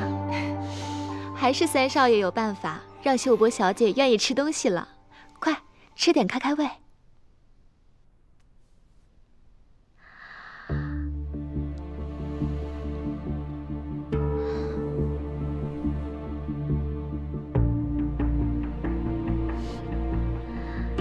还是天磊哥哥联系秀波。我有事儿就先走了。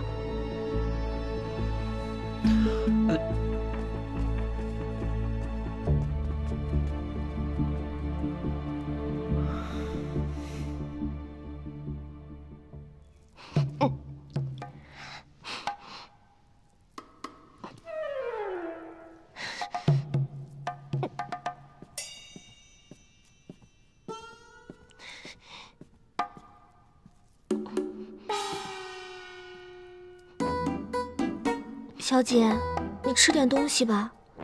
这一整日都在秀波小姐那里照料，你都没怎么吃东西。不想吃。哎呀，都怪三少爷，明明说好那青梅就是给小姐你酿酒用的，还说什么别人都不许动。结果呢，那秀波小姐一生病，便什么都忘了。这事儿也不能全怪他。秀波那副可怜样，谁看了不心疼？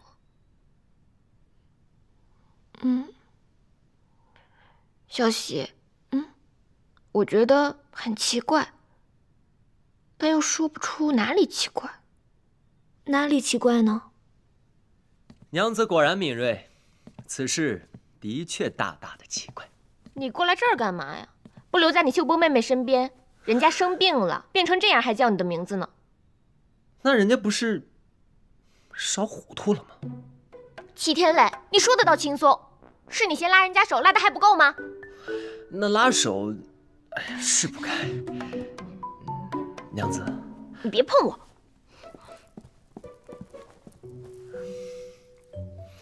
娘子，就因为我被别人碰了一下手，就要把我这只手给砍掉？摸了秀波妹妹的手，就不能再碰我了。小喜，快劝劝你们家小姐。我家小姐说的对啊，这被别的女人摸过的手啊，就是该砍掉，就是该砍掉。你们主仆二人竟是如此妒妇！哼，对，我就是妒妇。你不喜欢，找你秀波妹妹去啊。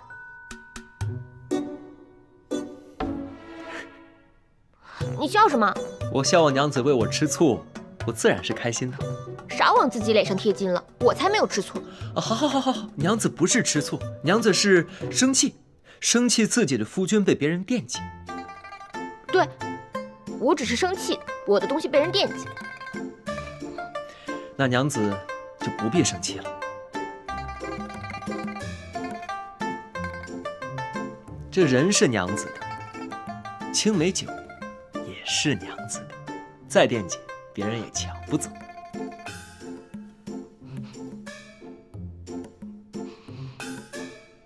果然是青梅酒，你哪来的青梅？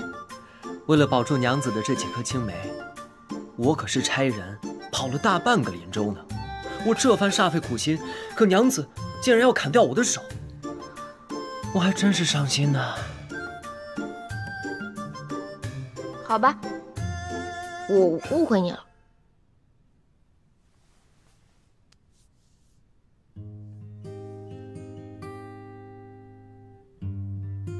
我答应过娘子，这几颗青梅谁都不许碰，我又怎能食言呢？算你识趣。对了，你刚才说有些奇怪，是发现了什么吗？秀波这场病确实有些古怪。我也觉得，这好端端的，怎么就突然生病了呢？他在梦里叫我的名字，拉我的手，都略显刻意。你是说他这是演的？高烧倒是真的，不过这情貌真有几分像演的。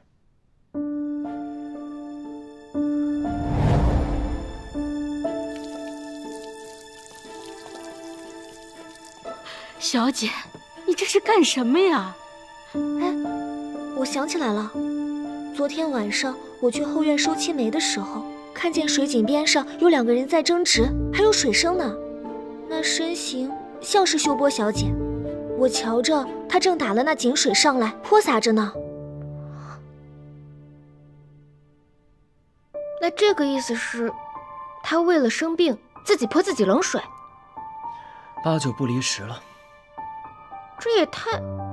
不过秀波本性纯良，怎会连自己的身子都不顾，也要离间你我2人呢？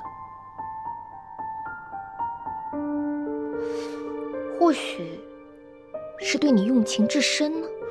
娘子，你就别再打趣我了。这江山易改，本性难移。就算女子真动了情，按照秀波的本性，也不该至此的。有人怂恿她。秀波妹妹有福了，这边院就是特意留给妹妹的，可见老太君对妹妹的宠爱啊。哎，我想起来了，那日秀波小姐搬进院子的时候，柯少爷也来贺喜。他们2人把下人支开，窃窃私语了好一阵呢。果不其然，又是柯世昭。柯世昭，又是柯世昭，棒打鸳鸯到本姑娘头上，还利用秀波妹妹对你的感情，我饶不了他。娘子不用着急，此事涉及秀波，咱们还需从长计议。我看秀波妹妹也是痴情的人，要是柯世昭再利用她，不知道会发生什么。那咱们就帮秀波擦亮眼睛，看清柯世昭的丑恶面目。你有什么计策？他们不是要棒打鸳鸯吗？那咱们这对鸳鸯，就闹个鸡飞狗跳给他们瞧瞧。哼，懂了，将计就计，让柯世昭以为自己的奸计得逞，这样就会放松警惕，自己露出狐狸尾巴。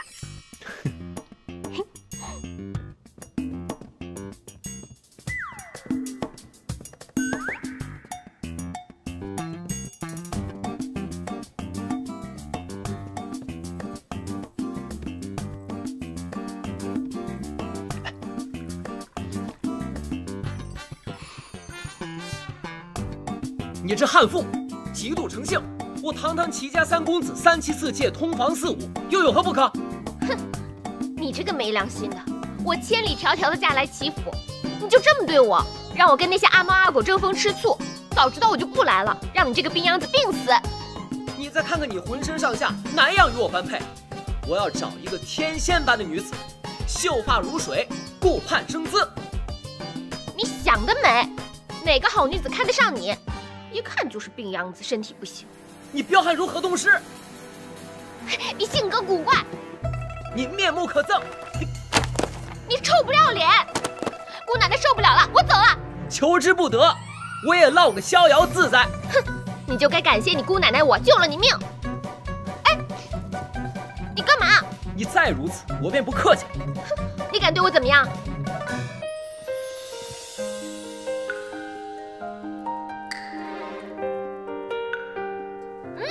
你这个人竟然对我动手，有何不敢？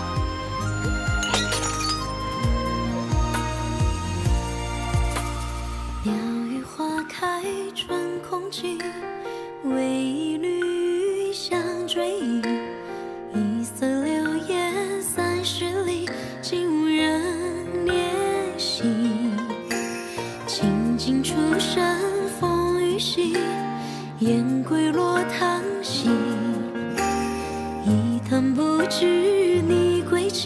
而谈忆往昔。小姐，三少爷，那个看戏的已经走了。难忘当时为爱的坚持。小姐，那我进来了。在一念之间消失。